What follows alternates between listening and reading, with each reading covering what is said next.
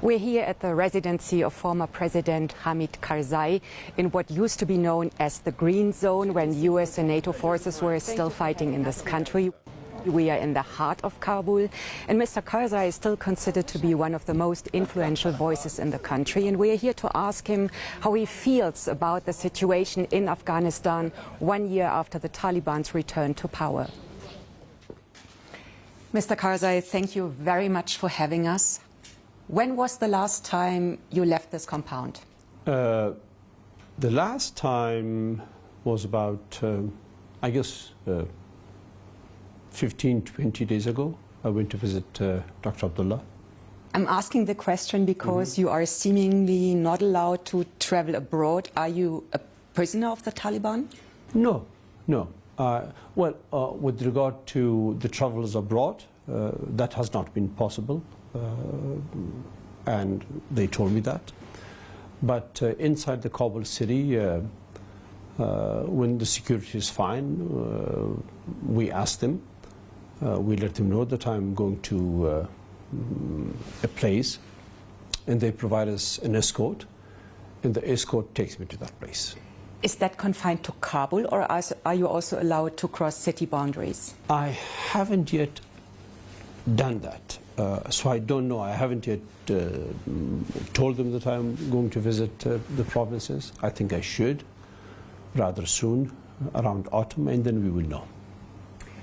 Why didn't you leave the country like so many other important representatives of the Islamic Republic when the change happened last year? This is our country.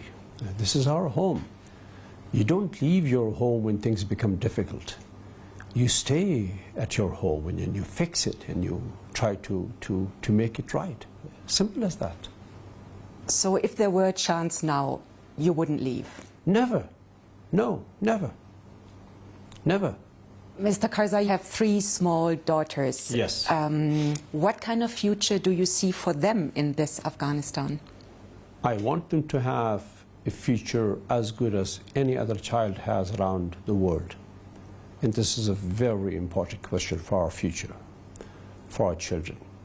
My daughters are studying here in Kabul. They're going to school here. They're going to the Afghan Turkish school here in Kabul. Within 2 years, the older one, who is 10 now, Malalai, she'll be graduating from class 6 into 7. As things stand now, that means she will not be able to continue her education. Will you do then? Will you send her abroad if she can't do that? Because the Taliban are enforcing that. That is exactly the question.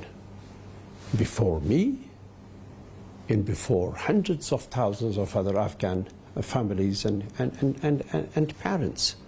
What do we do when our daughters reach the age of beyond primary school, when they are to go to a middle school or secondary school? Leaving the country means abandoning the country. So we have to do all we can, fight for the right of our children, or of our daughters, to educate. We wouldn't give up on that. The Taliban are really trying to enforce a gender-segregated society. You have conversation with representatives of the Taliban. What is the kind of sense you're getting? Why are they doing this? Why are they sticking to this ban? Surprisingly, and for the good of our country, all those Taliban leaders that I have been meeting, that Dr. Abdullah and myself have been meeting together, are in agreement with us. They want the girls to be educated. They want the country to be educated. So there is no difference of opinion there. But still it's happening. The ban is there. But still it's happening. Therefore, we have to get together as Afghans, all of us, the Taliban and the rest of the country, to change this. Whether this is a decision within the Taliban, or if this is a decision imposed from outside by whatever means, we have to change this. What do you mean by imposed from outside?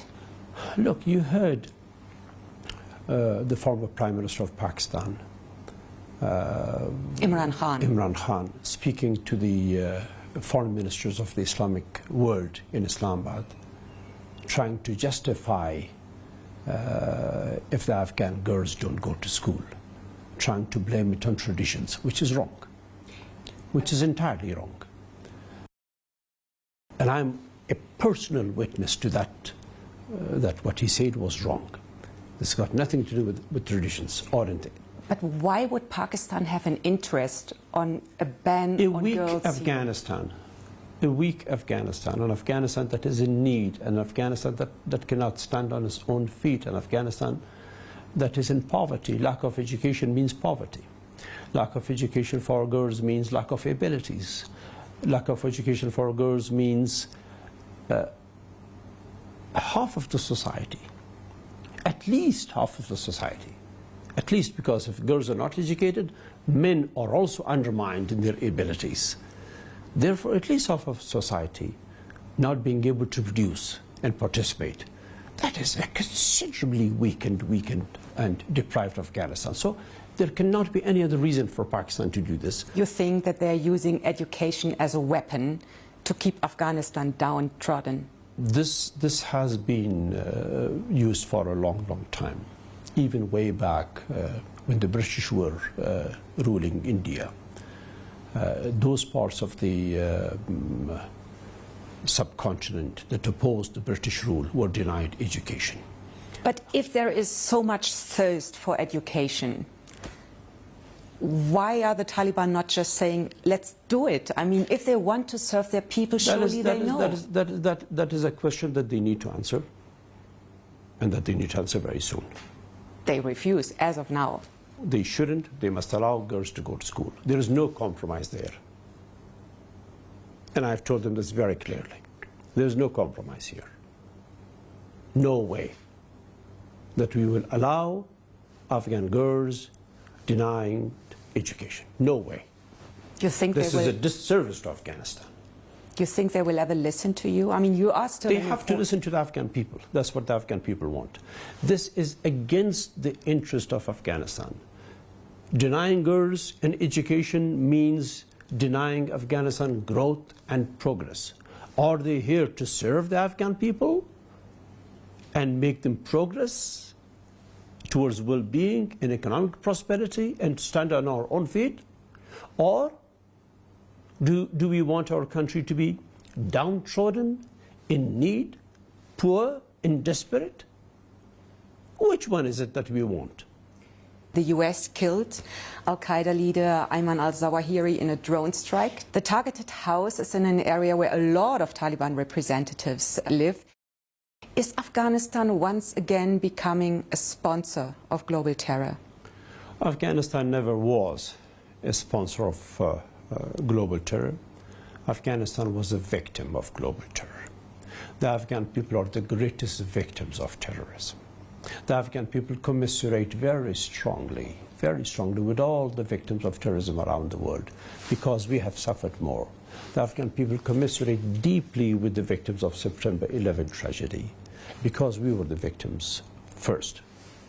The Afghans are victims of terrorism and also, unfortunately, victims of the fight against terrorism. So we want none of that. As for the incident of Zawahiri, the Americans announced that they had killed him. The Taliban said they were not aware of his presence or his stay in Kabul, and that they would investigate. So let that investigation take place. Do you believe them? We have to see the result of the investigation. Let them come forward, let them contact the Americans and prove, each side prove their points. I'm speaking as a citizen of Afghanistan. And as a citizen of Afghanistan, we have suffered, all of us. I have suffered, and so have millions of others suffered at the hands of terrorism and at the hands of the fight against terrorism. If we take it back to September 11, 2001, back then the Taliban were hosting al-Qaeda. Now we're 20 years later, 2 decades later, and again there seems to be connections. They weren't severed. So what does this tell us? Maybe the al-Qaeda were in Afghanistan. Maybe other terrorist groups were in Afghanistan. But the presence of Al-Qaeda or other terrorist groups in Afghanistan is the product of the Cold War, where the West, led by the Americans and the Pakistanis, used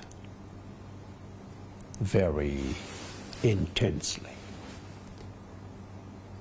extremism, each one for its own purpose and objective. The Americans used extremism to defeat the Soviet Union. The Pakistanis used it to weaken Afghanistan.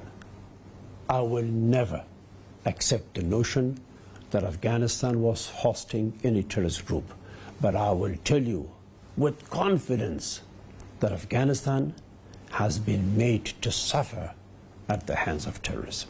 If we look at the 20 years of brutal war ever since the 9/11 attacks, only to replace the Taliban with the Taliban, was it all for nothing? No, I would never say that. The Afghan people supported that arrival because we wanted to be free from violence, from extremism, and from interference that I spoke about earlier. Now, looking back, I compartmentalize it in two separate sets. One set is the civilian assistance, help to education, a better economy, reconstruction and construction of roads, of bridges, of electricity, of lots of other good things that happened in Afghanistan, which was done with the help of the United States. The greater part of money was theirs. The second compartment was the military side of that campaign, which was a disaster, which was wrong, which is why we are suffering today. Are the Taliban trying to erase the past 20 years of the Islamic Republic of Afghanistan, a republic that will always be connected with your name? It is impossible to erase the past 20 years, the good things of it. The bad things, of course, we want to erase. We don't want the country to suffer in war and bombardments and all that, and blasts and explosions, no. But the millions of Afghan kids educated cannot be erased and should not be tried to be erased. The country's infrastructure, the roads, the bridges cannot be erased and should not be tried to be erased. If you take yourself back to that very decisive final phase, the international troops packing up with the speed of light, the Taliban's lightning offensive leading them to enter Kabul, the then President Ashraf Ghani fleeing Afghan troops, not fighting, young Afghans clinging to airplanes and then falling out of the sky. Who's to blame for all of that? Very, very sad. The manner in which the United States withdrew from Afghanistan was disgraceful and insulting to us, and also hurtful to the American people. The American people are good people. I know them. I've been to America many times. They are very, very kind people, very hospitable people. So the way things went wrong during those days will not, in our views, reflect on the American people, but will reflect on their government and their military, the way they wrongly did things. The responsibility for that has to be accepted by all sides, by Afghans and by the international community, especially by the United States. Paving the way for the Taliban's return to power was obviously the Doha Agreement, signed in February 2020 between the United States and the Taliban representatives. It was essentially not a peace agreement, it was a withdrawal agreement, yes, almost unconditionally. Labeled as peace agreement. Was it wrong to enter the Doha process and to sign it the way it was signed? I would have not conducted the Doha talks the way they were conducted.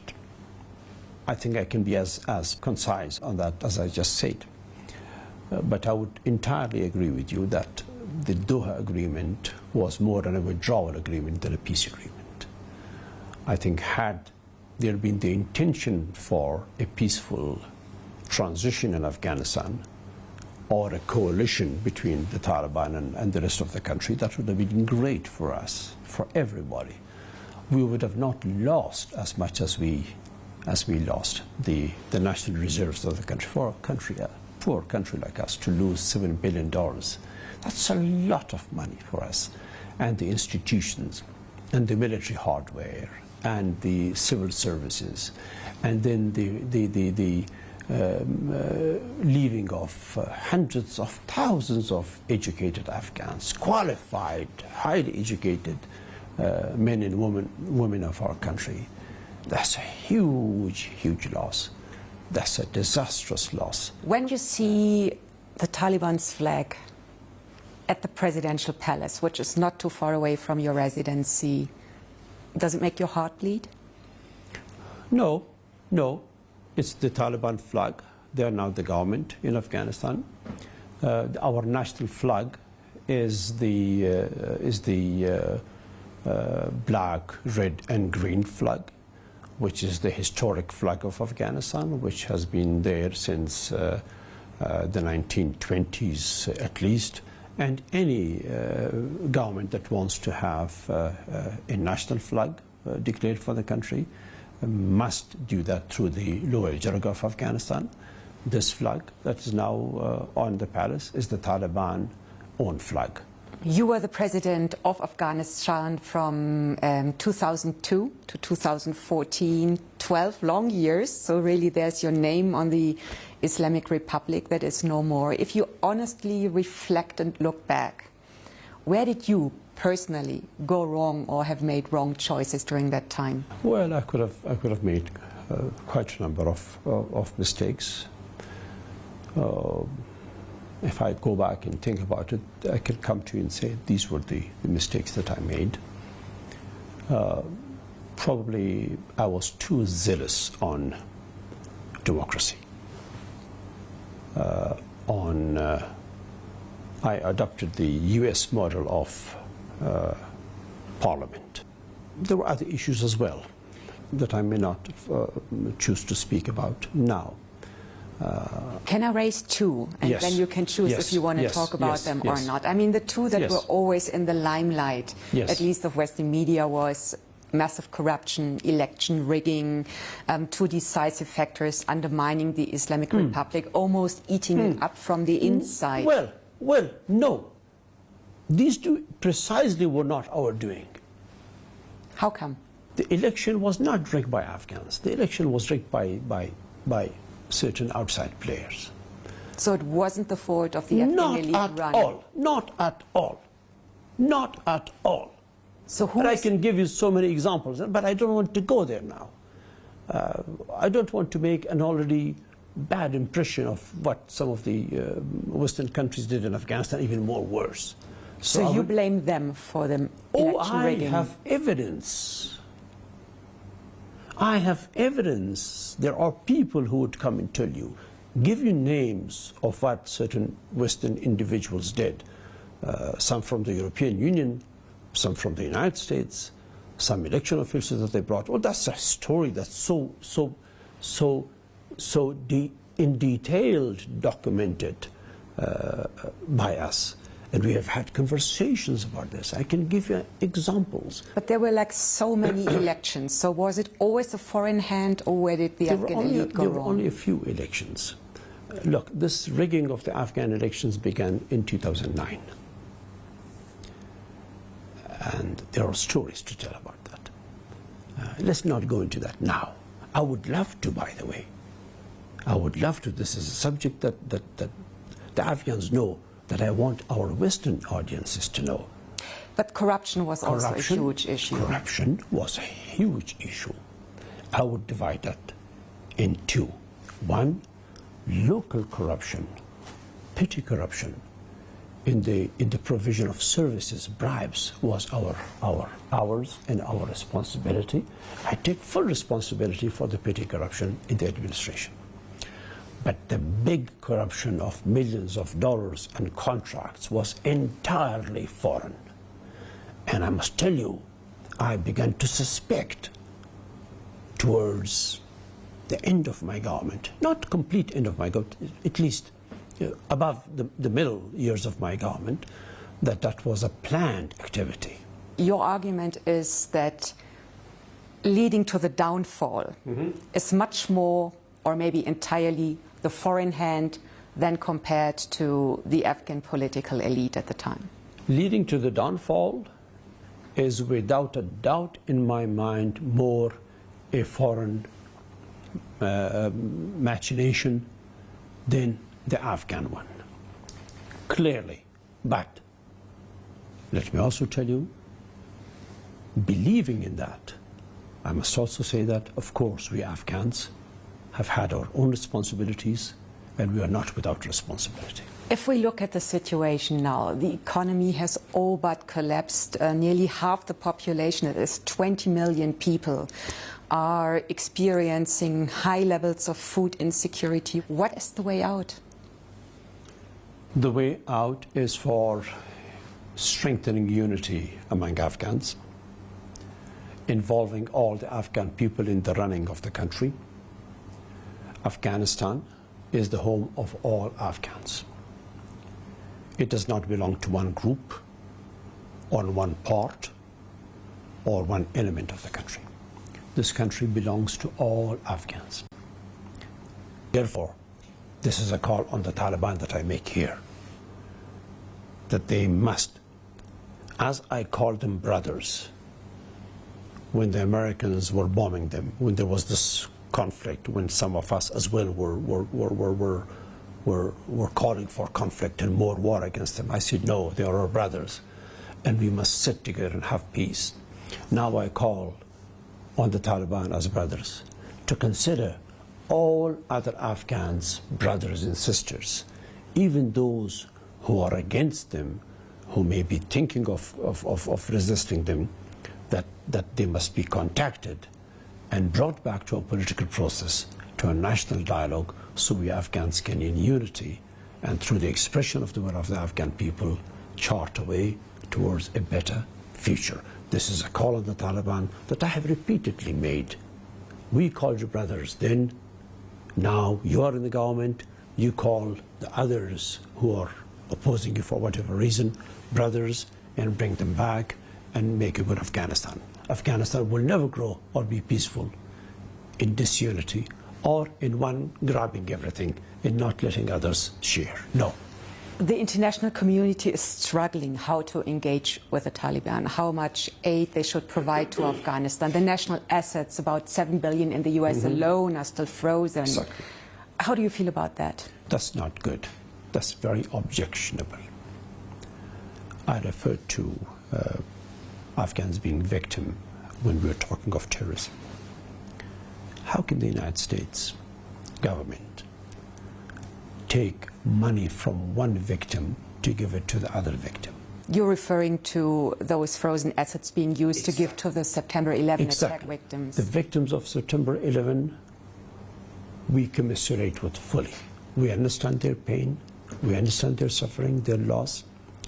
We know it better than any other nation because we have gone through the same ourselves. So, how can the United States government take the money from a poorer victim, from a greater victim, from the one who has suffered a lot more and yet who is a lot poorer as well, and to take it from this victim to give it to another victim? I would call on the victims of September 11 as someone who fully shares their pain not to accept that money from a victim who's a lot poorer and a lot deeper a victim. Is Afghanistan a lost country? No, it's not a lost country. We are a massive history, a massively rooted country in the world, among the oldest countries and civilizations in this part of the world. We will be fine. This is a blimp, small one, in the millenniums of our history, this will go away and we'll be back on our feet and strong. Is Afghanistan a country lost for women? No, this too is temporary. If Afghanistan is a country lost for women, that will also mean Afghanistan lost itself. We shall never allow that. The Afghan women will educate, they will go to school, they will be engineers and doctors and journalists and in parliament and do well. The time will come and you will see it. Your Excellency, thank you very much for having us. Good talking to you. Thank you. Good talking to you. Wonderful. Wonderful. Good. Yes, that's true. So you had like shrapnel wounds? Oh, I was bleeding. It's generally all fair, but let's do that, let's do that, let's do that. Who's doing it? We can do it in here, we can do it out. It came out 2 days ago. It's out now. Chairman, Manana. take care. Bye-bye. Thank you very much. Bye-bye.